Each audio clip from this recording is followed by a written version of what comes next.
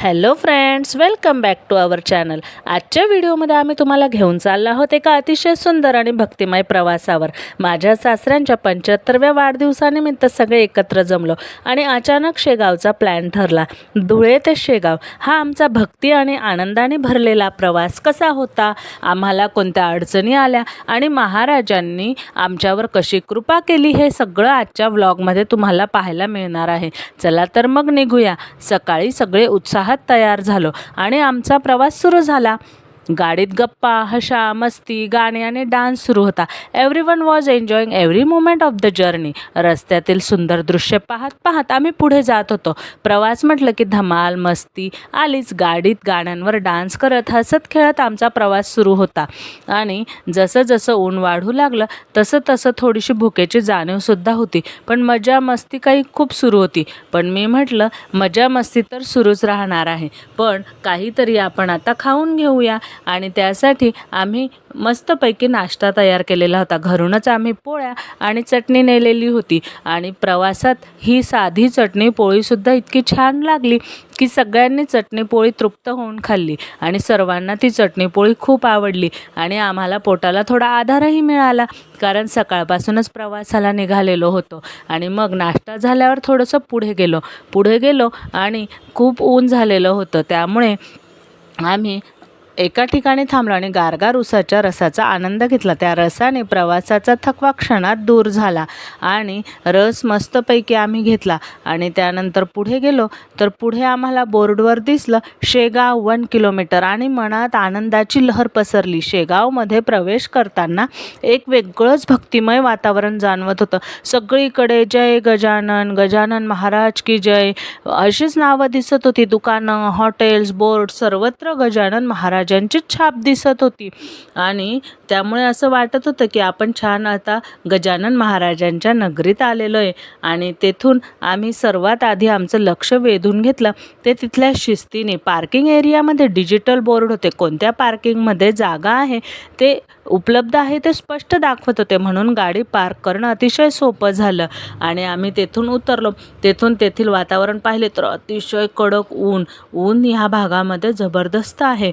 पण या उन्हातच आम्ही मस्तपैकी स्टॉल पांघरून पुढे निघालो. आणि त्यानंतर तेथे फ्री बस सेवा होती. ते पाहून आम्हाला अजूनच आनंद झाला. या बसमधून मंदिर, भक्तिनिवास, आनंदसागर अशा विविध ठिकाणी जाता येते.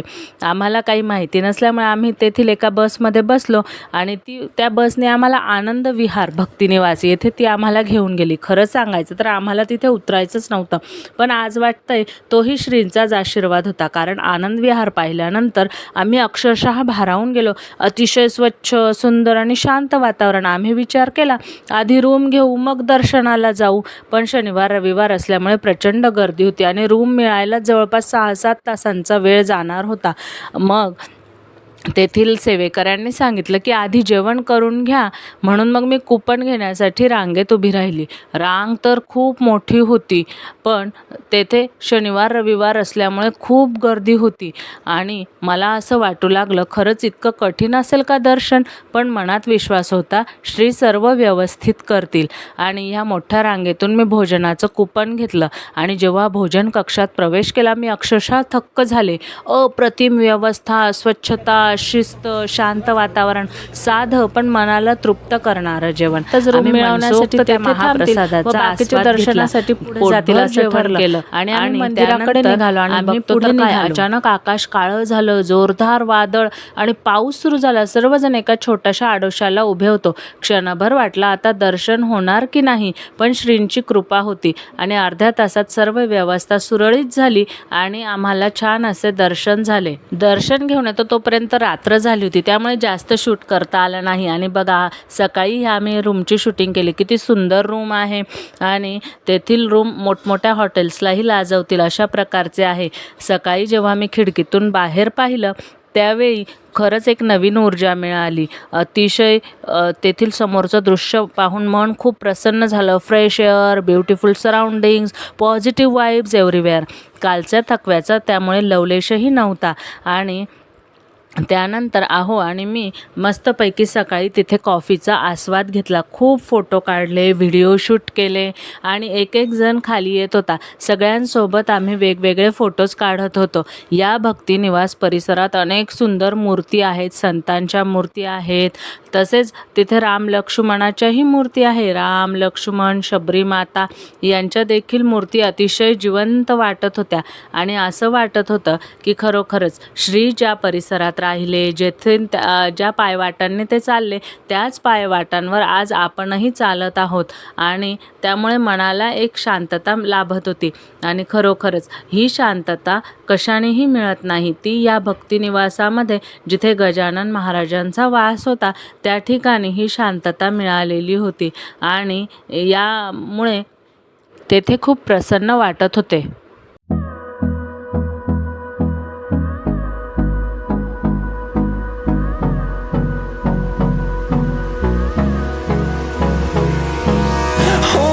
Close till I get up.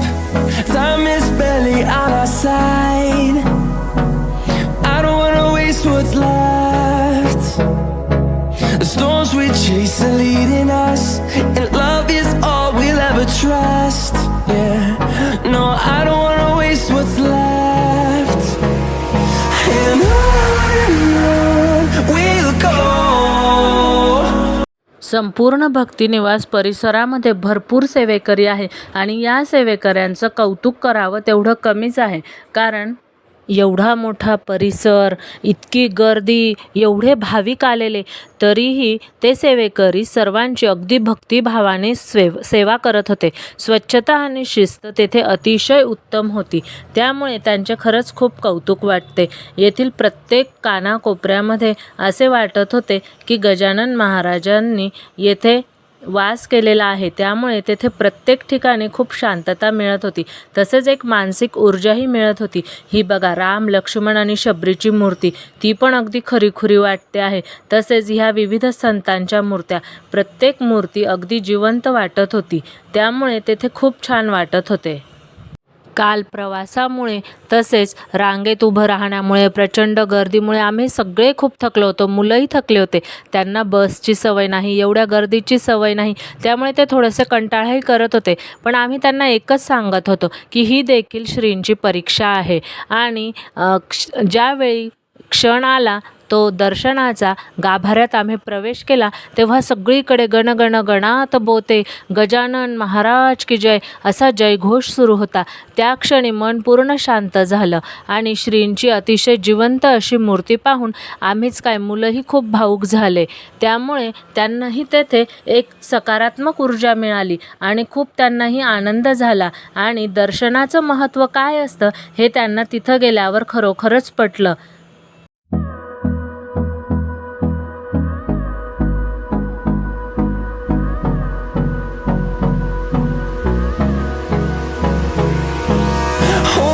Close till I get up. Time is barely on our side. I don't wanna waste what's left. The storms we chase are leading us. Photo session, videos या सगळ्यांनंतर वेळ होती ती नाश्त्याची. नाश्त्यात खूप छान प्रकार होते. इडली सांबर, वडा सांबर, पोहा, उपमा, साबुदाणा खिचडी. आम्ही जवळपास सर्वच पदार्थ चाखले. सर्व काही खूप स्वादिष्ट होते. नाश्ता झाल्यावर पुन्हा एकदा तयार झालो श्रींच्या दर्शनासाठी. आजही गर्दी होती, पण कालच्या अनुभवामुळे आम्ही तयार होतो आणि मग सर्वांना पुन्हा एकदा श्रींचे सुंदर दर्शन झाले. आणि दर्शनानंतर तिथे तर खूप गर्दी होती, पण दर्शनाच्या गर्दीतही आम्ही सगळेजण सोबत असल्यामुळे खूप आनंदात ती गर्दी पार करत श्रींचं दर्शन घेतलं. आणि श्रींचं दर्शन झाल्यानंतर आता मात्र तेथे आम्ही फिरणार होतो, मस्तपैकी शॉपिंग करणार होतो. तेथे बाजारही भरपूर भरलेला होता आणि मग आम्ही त्या बाजारामध्ये शॉपिंग केली, बऱ्याचशा वस्तू पाहिल्या. तेथे खूप छान छान अशा वस्तूही मिळाल्या. आम्ही एक विठ्ठल रखुमाईची मूर्तीही तेथून खरेदी केली. आणि हे इथं माझे नंदई भाऊ माझ्या नंदेला छानपैकी गजरा लावत आहेत. खूप सुंदर सुंदर सुवासिक सुगंधी असे गजरे तिथं मिळाले होते. आणि मग तिथून आल्यानंतर थकवा आलेला होता म्हणून आम्ही पुन्हा एकदा कॉफी घेतली आणि भक्तिनिवासामधील कॉफी म्हणजे खूपच छान होती. अगदी एनर्जेटिक अशी ती कॉफी होती. ती कॉफी घेऊन आता आमची वेळ झालेली होती परतीची, पण मन मात्र अजूनही तिथेच रमलेलं होतं. शेगावने आम्हाला फक्त दर्शन दिलं नाही, तर मानसिक शांतता, सकारात्मक ऊर्जा आणि खूप सुंदर आठवणी दिल्या. जर तुम्ही अजून शेगावला गेले नसाल तर आयुष्यात एकदा तरी नक्की जा. फक्त एक छोटीशी टिप द्यावीशी वाटते. वीकेंडला खूप गर्दी असते, म्हणून शक्य असल्यास शनिवार रविवार टाळून तेथे जा. तुमचा अनुभव अधिक सुंदर होईल. आणि व्हिडिओ आवडला असेल तर लाईक करा आणि चॅनलला सबस्क्राईब करा आणि कमेंटमध्ये नक्की सांगा गण गण गणात बोते. पुन्हा भेटूया अशाच एका सुंदर प्रवासात. जय गजानन महाराज.